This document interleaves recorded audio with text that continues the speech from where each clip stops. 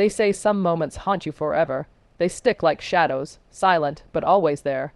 It's been 2 years since that day, 2 years since everything changed.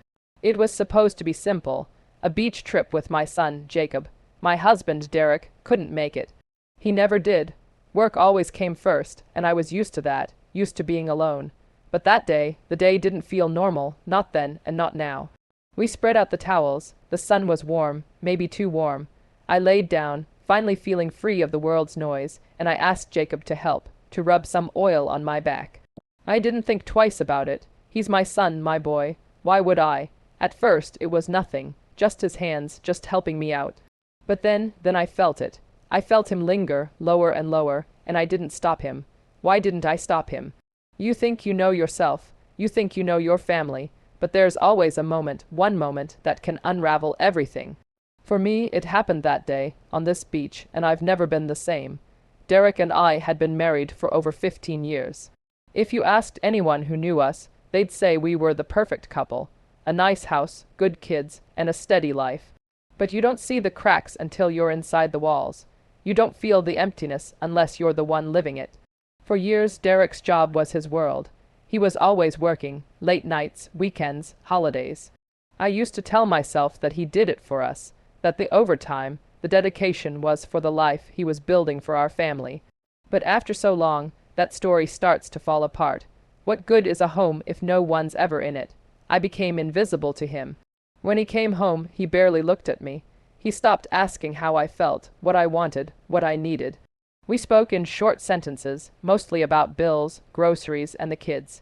He loved Jacob and his little sister, Sophia, but even with them, his presence was like a shadow. He was there, but not really.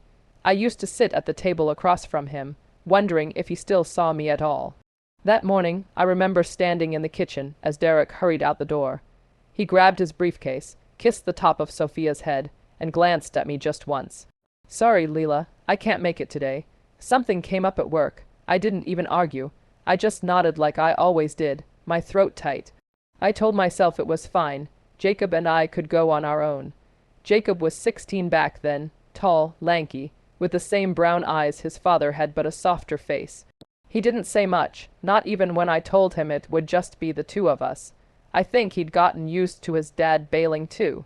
He just shrugged, grabbed the bags, and followed me to the car. I watched him in the passenger seat on the way there, earbuds in, staring out the window like teenagers always do. I couldn't help but smile.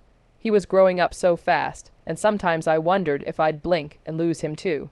The drive to the beach felt endless. My mind wandered, as it always did, to Derek. I thought about all the things we used to do together, movie nights, long walks, trips to nowhere just for the fun of it. I thought about the way he used to touch me, the way his eyes would light up when he saw me. I hadn't felt that in years. I hadn't felt anything. I was so tired of being unseen. We finally arrived, and Jacob helped me carry the bags to a quiet spot near the water. I laid out the towels while he set up the umbrella. I don't know why I suddenly felt the need to talk to him. Maybe it was because he was the only one there. Maybe I just needed someone to hear me. "It's nice to get out, don't you think?" I said, trying to sound cheerful. He just nodded, pushing his hair back with his hand. "Yeah, Mom, it's nice." I laid down on the towel, feeling the heat of the sun soak into my skin. I didn't move for a while.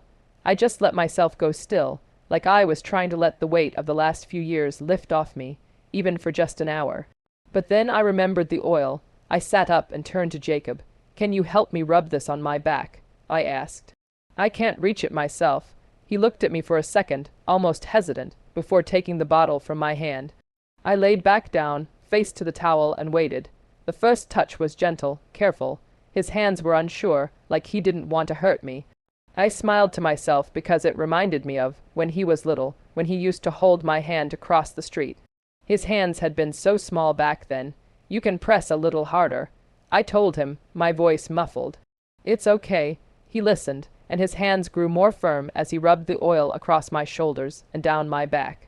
I closed my eyes and tried to focus on the warmth, the rhythm of his touch. For a moment, I let myself enjoy it.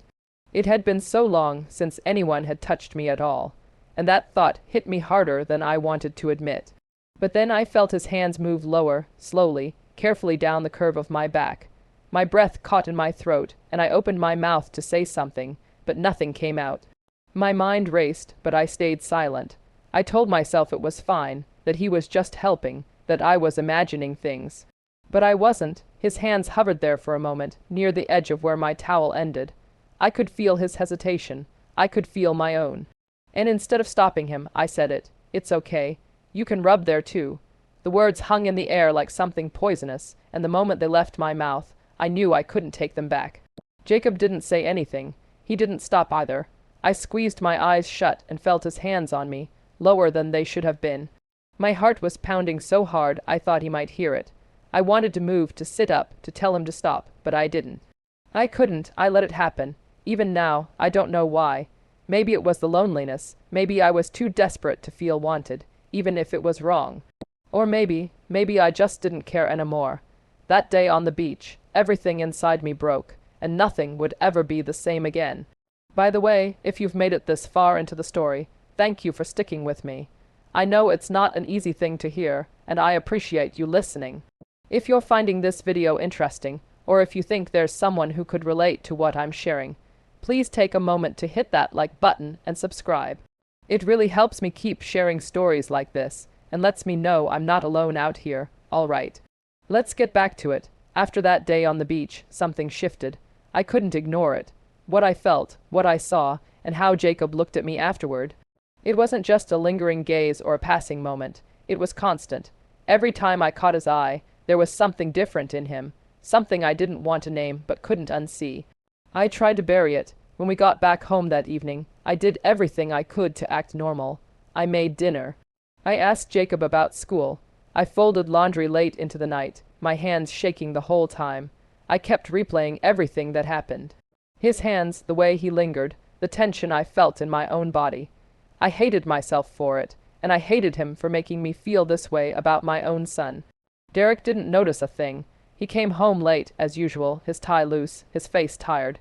He kissed my cheek out of habit, just a ghost of what it used to be. A long day, I asked, hoping for some kind of conversation. He grunted and nodded, already halfway to the living room. It was always like this. His presence felt like an afterthought, and I felt invisible again. That night I lay in bed staring at the ceiling while Derek snored softly beside me. The house was quiet, but my mind wasn't. I kept thinking about Jacob, about his hands and his gaze. I knew it wasn't right. I knew I should stop it, whatever it was, before it went any further. But there was another part of me, something dark, something lonely that wanted to hold on to it, that craved the attention, the touch, the feeling of being seen. The days passed, and Jacob didn't say anything, but his silence was louder than words. He didn't avoid me, not exactly. Instead, it was like he stayed closer. I'd catch him watching me when I cooked, when I cleaned, when I sat alone on the couch at night. And I let it happen. I didn't stop him. I didn't stop myself. Then came the next weekend. It was hot again, and the house felt stifling. Derek was gone, working some last-minute shifts, leaving me and Jacob alone, just like before. I asked him if he wanted to go back to the beach, just the two of us. I don't know why I did it. Maybe I thought being outside would help clear my mind. Maybe I wanted to test myself to see if I could push it all away. The drive was quiet this time. Jacob didn't wear his earbuds, though.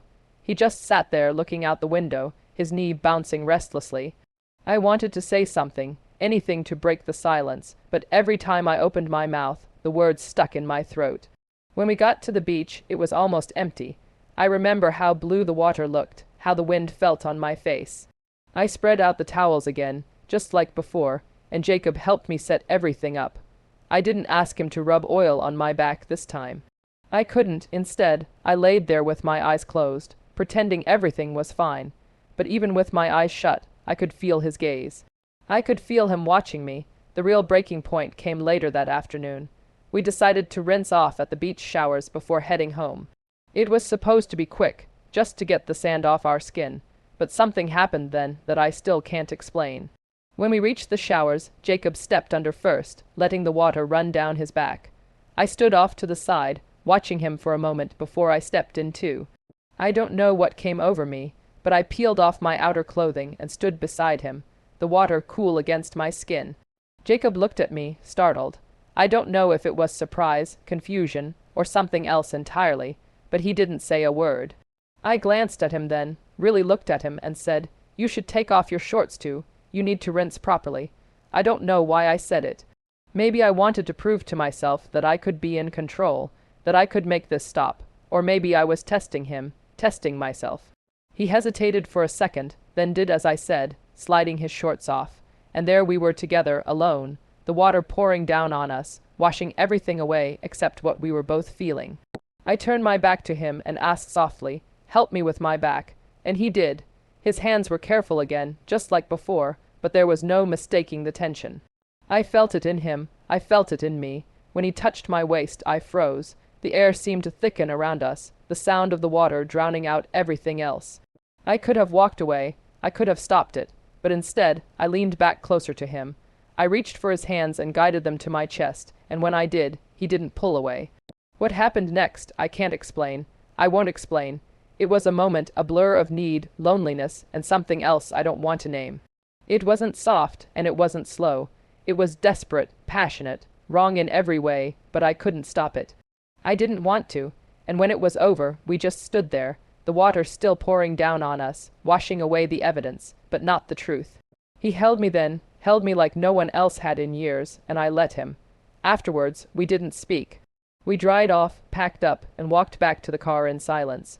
I watched Jacob from the corner of my eye, his face flushed, his movements stiff. I knew I'd ruined everything. I knew we'd crossed a line that could never be uncrossed, and yet, for the first time in years, I felt alive. The ride home was silent at first. The car felt too small, too heavy, like the air itself was pressing down on us. I gripped the steering wheel tightly, trying to focus on the road, but my mind was spinning. I could still feel him. Jacob, his hands, his body, the weight of everything we'd just done. I kept stealing glances at him in the passenger seat. He sat stiffly, staring out the window, his face flushed, his jaw tight. And then, out of nowhere, he spoke. "Mom," he said, his voice low, almost unsure. I didn't look at him. I couldn't, but I heard him. What just happened back there? My heart skipped a beat. For a moment, I thought about pretending I didn't hear him, about brushing it off, changing the subject. But there was no point in pretending anymore, not after what we'd done. I took a shaky breath and answered, "I don't know." It was the truth, or at least the closest thing to it. I didn't know what had happened or why.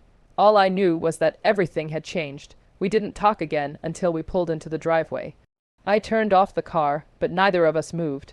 Jacob finally looked at me, really looked at me, and for the first time, I saw something in his eyes that scared me. It wasn't confusion or guilt or even shame. It was longing. "How long have you felt like this?" he asked. His words sent chills through me because I'd been asking myself the same question. I looked at him then, and it was like a dam broke inside me. "I don't know," I whispered, maybe longer than I want to admit. We were both quiet after that, just sitting there in the dark. I thought that would be it, that we'd go inside, try to forget it all, and pretend nothing had happened. But Jacob had other ideas. Before I could open the door, he leaned over and kissed me. It was soft at first, hesitant, like he was afraid I'd pull away. But I let him kiss me, and I kissed him back, and then I lost control. I don't know if it was the loneliness, the years of neglect, or the way Jacob looked at me like no one had in so long. But I let it happen. Right there, outside our house, Jacob pulled me into him, his hands sliding over me like they belonged there. I felt alive, I felt wanted, I felt seen. For the first time in years, I didn't care about anything else. I don't know how long we stayed like that, tangled up in each other, but eventually, we moved inside. I don't remember much about the walk to the door, just the feeling of his hand on mine, the quiet between us buzzing like electricity. We didn't speak, we didn't need to. Once we were inside, everything escalated, like we'd been holding back for too long, and the dam had finally burst. The next few days were a blur. Jacob stayed close to me, always finding reasons to brush against me or look at me when no one else was watching. I'd tell myself to stop, to pull away, to end whatever this was. But every time I looked at him, I saw the same loneliness I felt.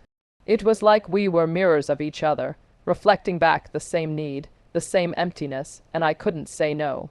I didn't want to. At night, I'd lie in bed next to Derek, staring at the ceiling, listening to the sound of his breathing.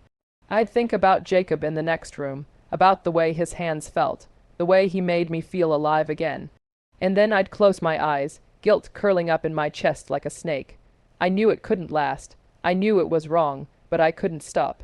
The tension between us grew stronger every day until it finally exploded. It was late one evening. Derek was at work again, Sophia was asleep, and Jacob and I were in the kitchen. I was washing dishes, trying to keep my mind off everything when I felt him behind me. I turned around, and there he was, looking at me the same way he had on the beach. "Jacob," I said softly, trying to warn him, but he didn't stop. He stepped closer, so close I could feel his breath on my neck. "Mom," he whispered, "I can't stop thinking about you." I froze. My heart was pounding so hard I thought it might burst. I wanted to tell him to stop, to go back to his room, to leave me alone. But I didn't. Instead, I looked up at him, and I said the one thing I shouldn't have. "I can't stop either." And that was the moment everything fell apart. Jacob kissed me again, harder this time, desperate, and I kissed him back. I didn't care that it was wrong. I didn't care about Derek or Sophia or the life we'd built. All I cared about was him. Jacob, my son, the only person who made me feel like I mattered. Since that day on the beach, things haven't gone back to normal. In fact, I'm not sure they ever will. Jacob and I, we crossed a line, one that can't be erased no matter how hard I try to convince myself otherwise. What started as a moment has turned into something I can't control. The guilt is there, heavy, constant, but it doesn't stop me. And that's the part that scares me the most. I look at my husband, Derek, and my daughter, Sophia, every day, and I wonder how they don't see it, how they don't notice the cracks that are spreading through our family. Maybe they're too caught up in their own lives to see me slipping, or maybe I've just gotten better at hiding it. But deep down, I know this can't last forever. Secrets have a way of coming out, and when they do, the fallout will destroy everything. I've tried to stop. I've told myself over and over again that this is wrong, that Jacob deserves better, that I deserve better. But every time he touches me, every time he looks at me like I'm the only person in the world, I lose myself. He makes me feel alive in a way I haven't felt in years, maybe ever, and that's the truth I have to live with. I don't know how to fix this. I don't know if I can fix it, and that's why I'm sharing my story with you. Maybe someone out there has an answer, something I haven't thought of. Maybe you can help me see a way out of this mess I've made before it's too late. So, please, if you have advice, if you've been in a situation like this or know someone who has, I want to hear from you. And if nothing else, let this be a warning. Loneliness can push you to places you never thought you'd go. Don't let yourself get lost like I did. Don't let your world fall apart before you realize what's happening. Because once you cross that line, there's no going back. Thank you for listening. Please share your thoughts. Like this video if you found it helpful, and subscribe for more. I need to know I'm not alone. Sometimes the biggest betrayals aren't the ones we commit against others, but the ones we commit against ourselves. Hope